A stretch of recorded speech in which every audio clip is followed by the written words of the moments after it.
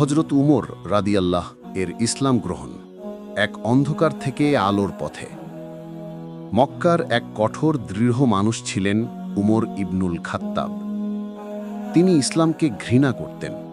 রাসূলুল্লাহ সাল্লাল্লাহু আলাইহি ওয়াসাল্লামকে হত্যা করার ইচ্ছা পর্যন্ত করেছিলেন তিনি। একদিন রাগে ফেটে পড়ে তিনি তরবারি হাতে বেরিয়ে পড়লেন। লক্ষ্য মুহাম্মদ সাল্লাল্লাহু আলাইহি ওয়াসাল্লামকে হত্যা করবেন। পথে তার এক আত্মীয় জিজ্ঞেস করল, উমর, তুমি নবীকে হত্যা করতে যাচ্ছ? তোমার নিজের বোন ও দুলাভাইও তো ইসলাম গ্রহণ করেছে, আগে তাদের সামলাও। এই কথা শুনে উমর আরও ক্রুদ্ধ হয়ে সোজা গেলেন বোনের ঘরে। সেখানে কোরআনের আয়াত তিলাওয়াত হচ্ছিল। তিনি প্রবেশ করেই চিৎকার করে বললেন, তোমরা কি এই নতুন ধর্মে প্রবেশ করেছ? রাগে তিনি বোনকে আঘাত করলেন। রক্ত বেরিয়ে এলো, কিন্তু বোন বললেন শান্ত কণ্ঠে, হ্যাঁ উমর, আমরা ইসলাম গ্রহণ করেছি। তুমি চাও তো এই কোরআনের কথা শুনে দেখো। এই কোমল উত্তর শুনে উমরের হৃদয় কেঁপে উঠল। তিনি বললেন, আমাকে সেই পৃষ্ঠা দাও।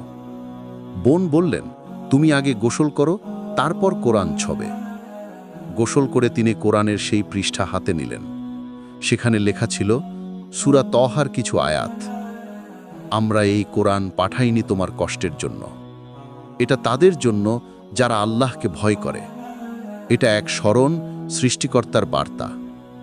এই কয়েকটি বাক্য শুনে উমরের হৃদয় গলে গেল, চোখে অশ্রু চলে এলো।